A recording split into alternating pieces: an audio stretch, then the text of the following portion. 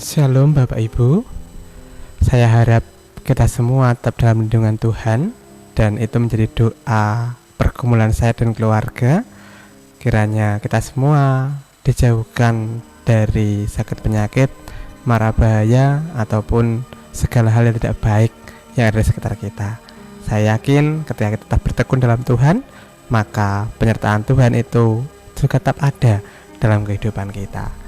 Bapak Ibu yang dikasihi oleh Tuhan Yesus Kristus, sebelum kita bersama-sama belajar tentang firman Tuhan pada pagi hari ini, mari kita berdoa. Bapa kami yang kudus, kami mengucap syukur untuk segala berkat yang Kau berikan kepada kami, dan biarlah Engkau sendiri yang terus senantiasa melindungi dan menyertai langkah hidup kami. Ampuni segala dosa dan kesalahan kami, layakkan kami datang ke hadirat-Mu. Terlebih pada pagi hari ini kami hendak bersekutu, kami hendak mendengarkan firman-Mu. Kiranya Roh Kudus sendiri yang berbicara, Roh sendiri yang berfirman dalam hati kami, sehingga kami tidak hanya mendengar, tapi boleh menyimpan setiap firman-Mu dan boleh melakukan setiap kehendak-Mu dalam kehidupan kami. Kami serahkan sepenuhnya firman-Mu pada pagi hari ini di tangan kuasa-Mu. Dalam nama Yesus kami berdoa. Amin. Bapak Ibu yang dikasihi oleh Tuhan Yesus Kristus, ya tentu saya merasa kangen terhadap Bapak Ibu, karena kalau menurut perhitungan saya kurang lebih 6 minggu kita tidak bertemu, kita tidak bertatap muka. Mungkin saya hanya bertatap muka dengan beberapa jemaat yang saya anggap fisiknya kuat, masih muda. Nuwun sewu nggih mbah-mbah para sepuh, kula mboten wonten, kula kuwatir nek mangke kula ingkang beto virus ngoten nggih, terus kula mboten sowan. Nggih nyuwun pangapunten lan mesinipun kula panjenengan kedah bijak menyikapi kahanan-kahanan ingkang mekaten ingkang nempah wonten negari kula panjenengan Indonesia menika. Nah, Bapak Ibu yang terkasih dalam nama Tuhan Yesus Kristus, saat ini kita stay at home, nggih, mengikuti anjuran pemerintah, tinggal di rumah saja, ngoten nggih. Dan tentunya karena stay at home, nggih, di rumah saja, itu juga menimbulkan tren, ya, gaya hidup yang baru yang mengiringi, nggih, seruan untuk di rumah saja. Nah, kalau saya memperhatikan istri saya itu jadi cap dadaan, tiap hari pengennya berinovasi, nggih, buat masakan yang baru, buat menu yang baru. Lah, saya bilang ini nanti kalau sudah selesai di rumah saja kita gelundung, ya, bunder-bunder kayak tewel, nggih. Dan selain itu juga ada hal yang mungkin dulu jarang dilakukan, sekarang juga dilakukan. Ada yang tren teman-teman itu jadi YouTuber, nggih. Kemana sedikit difoto, diupload di YouTube-nya, nggih. Terus ada yang juga senang TikTokan. Lah ini anak-anak muda ini senangnya itu TikTokan. Saya tidak tahu ya seberapa intens mereka TikTokan, dari pagi sampai pagi lagi mungkin TikTokan terus, nggih. Ya saya paham, untuk mengatasi kegabutan kalian, ya, kalian pasti TikTokan. Nah, itu salah satu cara untuk supaya kalian tidak jenuh di rumah. Nah, Bapak Ibu yang dikasihi, memang kalau kita mau menyadari ketika ada seruan stay at home, ya, tinggal di rumah saja, di situ manusia memiliki aktivitas yang berbeda daripada yang sebelumnya, dan biasanya kerja keluar mungkin jam 8 sudah berangkat atau jam sudah berangkat, pulang nanti jam 4 sore. Sekarang tidak bisa seperti itu, semua dikerjakan di rumah, yaitu bagi yang begitu, tidak berlaku bagi tenaga medis, ya. Dan memang dampak positifnya ada, dampak negatifnya ada. Positifnya kita bisa berkumpul dengan keluarga, memiliki waktu yang lebih banyak dengan keluarga, ya. Tapi negatifnya apa? Ya tentu kita tidak bisa bekerja seperti dulu kala, mungkin penghasilan juga menurun dan lain sebagainya. Nah, Bapak Ibu yang terkasih, terkait dengan perubahan gaya hidup, saya berharap itu juga tidak mengubah karakter kita, gaya hidup kita sebagai murid Kristus. Lalu bagaimana gaya hidup Kristen, gaya hidup para murid Kristus ini? Kalau kita mau belajar dari jemaat mula-mula, mereka memiliki gaya hidup yang unik, ya. Dari ayat 42 kita bisa melihat bahwa jemaat mula-mula memiliki ciri khas ya, ciri khas dalam mereka hidup. Ya, firman Tuhan pada pagi hari ini saya ambil dari Kisah Para Rasul 2 ayat 42 sampai 47. Jemaat mula-mula memiliki ciri hidup yang khas, ya. Dan itu terangkan dalam ayat 42 tadi, yaitu ada mengajar, bersekutu, makan bersama, dan berdoa. Dan saya tahu, kita semua sudah mengalami, sudah melakukan bahwa ciri khas yang dimiliki oleh jemaat mula-mula itu saat ini pula kita lakukan dalam kehidupan kita. Bahkan bagi anak-anak milenial nanti itu PR bagi kalian. Bagaimana kalian bisa menerapkan cara hidup jemaat mula-mula itu dalam kehidupan kalian sehari-hari, terlebih dalam persekutuan Kristen. Nah, dalam melakukan 4 hal tadi, mengajar, bersekutu, makan bersama, dan berdoa, Dr. Lukas sebagai pengarang kitab Kisah Para Rasul ini, dia menyebut bahwa jemaat mula-mula atau mereka itu bertekun, yang artinya menyibukkan diri, memperhatikan dengan seksama, berhubungan karib dengan pengajaran rasul-rasul dan juga dalam persekutuan. Jemaat mula-mula bersedia dan setia mengikuti pemberitaan firman yang disampaikan oleh rasul-rasul, dan kesediaan dan kesetiaan untuk datang kepada persekutuan itu bukan karena paksaan, bukan karena tekanan dari orang tua mereka, bukan karena tekanan dari saudara mereka, bukan, tetapi itu munculnya dari hati masing-masing jemaat. Dan ketika semangat itu sudah muncul dari hati, ditambah lagi persekutuan yang hangat, persekutuan yang erat, persekutuan di mana kasih yang suci itu ditunjukkan kepada sesama, itu juga membawa dampak yang baik bagi mereka. Mereka lebih rajin lagi, mereka semangat lagi untuk bersekutu. Dalam persekutuan tidak ada pertengkaran, tidak ada perselisihan, tidak ada kebencian di antara jemaat Tuhan. Siapa yang gak betah dengan persekutuan seperti ini? Siapa yang gak semangat? Siapa yang gak setia? Siapa yang gak bersedia untuk datang di tengah-tengah persekutuan yang seperti itu? Kalau saya secara pribadi, tentu saya lebih senang dengan persekutuan-persekutuan yang demikian. Nah, Bapak Ibu yang dikasihi oleh Tuhan Kristus, tentu kasih yang suci, kasih dari Allah yang dimiliki, dirasakan oleh jemaat mula-mula, ditunjukkan kepada sesama, itu menjadi dasar persekutuan yang Tuhan kehendaki. Dan tentu ketika itu sudah ada, ya, ada kasih, tidak ada pertengkaran, ada rasa saling memiliki, ada kebersamaan yang baik, ada perkumpulan yang indah yang dilakukan oleh jemaat mula-mula. Ayat 42b dikatakan, dan mereka selalu berkumpul untuk memecahkan roti dan berdoa.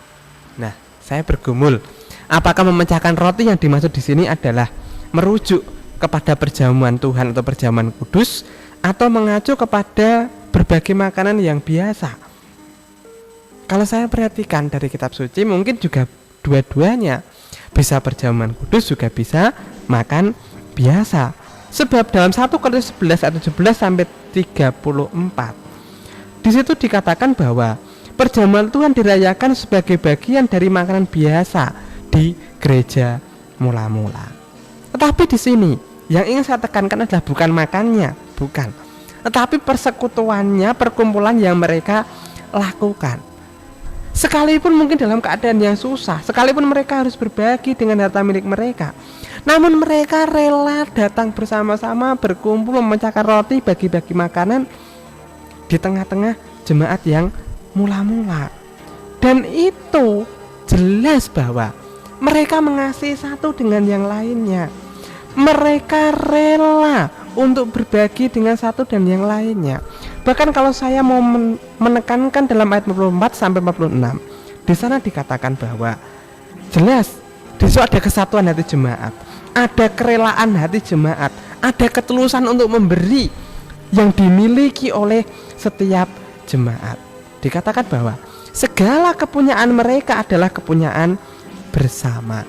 Itu jelas mereka memiliki kerendahan hati, ketulusan, kerelaan yang luar biasa terkait dengan harta miliknya. Mereka tidak materialistis, mereka tidak individualis, mereka tidak mementingkan diri sendiri, tetapi mencoba untuk bersama-sama memperhatikan satu dengan yang lainnya, mencoba untuk berbagi dengan satu dan yang lainnya.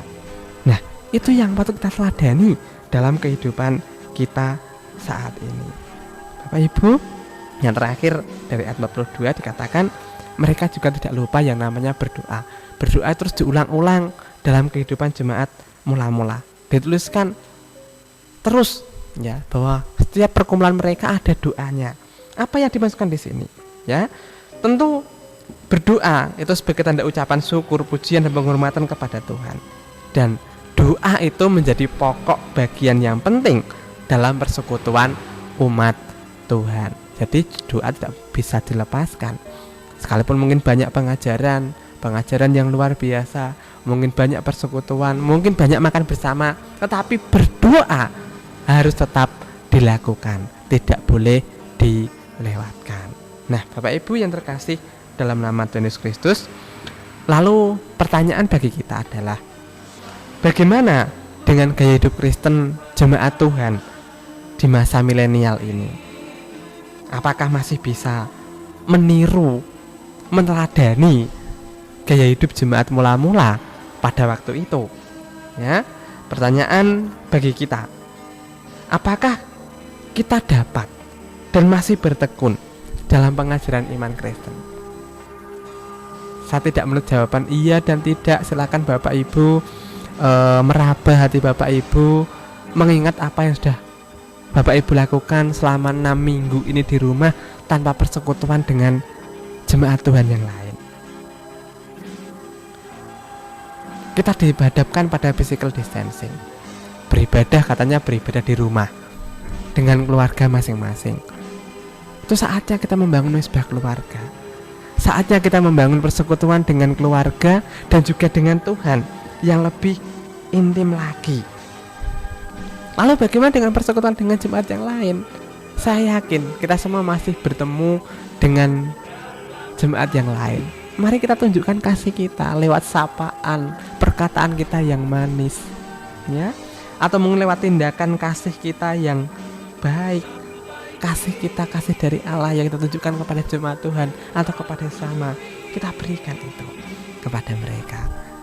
Bapak Ibu, memang masalah sekarang kompleks, tetapi mari, ya, ketika kita masih bertekun dalam iman Kristenan kita, kita juga harus bisa berbagi kasih dari Allah yang ada dalam diri kita kepada sesama kita. Selanjutnya yang kedua, apakah kita sebagai tubuh Kristus masih memiliki ketulusan, kerelaan dan kerendahan hati dalam membangun persekutuan yang ada? Ataukah kita ingin lebih unggul dari yang lain dalam persekutuan kita? Apa maksud saya? Ya, dalam jemaat mula-mula dikatakan bahwa apa yang menjadi milik mereka adalah milik bersama. Berarti mereka tidak mementingkan diri sendiri, mereka tidak menginginkan saya wah daripada yang lain. Tidak.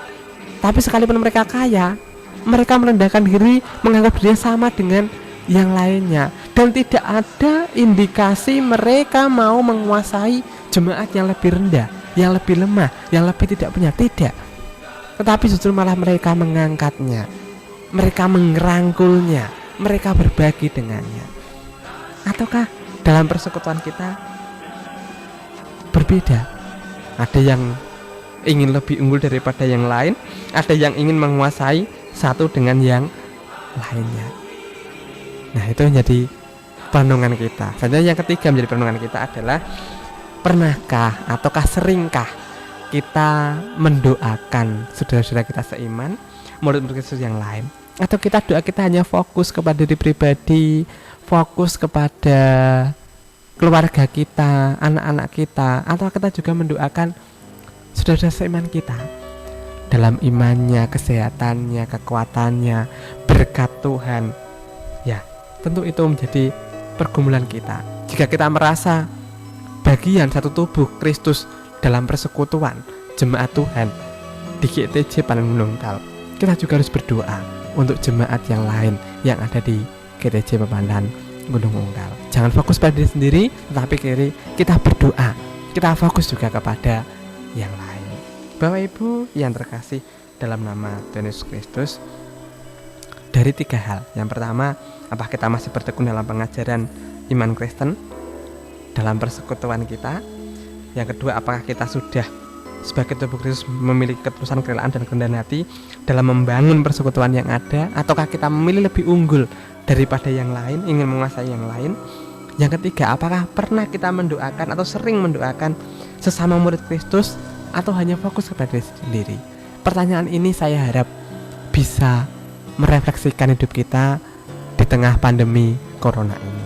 Kalau Ibu terkasih, mari saat ini kita membangun gaya hidup seperti jemaat yang mula-mula. Saya yakin dengan persekutuan yang kita lakukan, kita bisa bertumbuh dalam kasih Tuhan dan mewartakan kasih itu kepada sesama. Tuhan memberkati. Amin. Semoga kita ndedonga kangge merespon dawuhanipun Gusti ing enjing menika.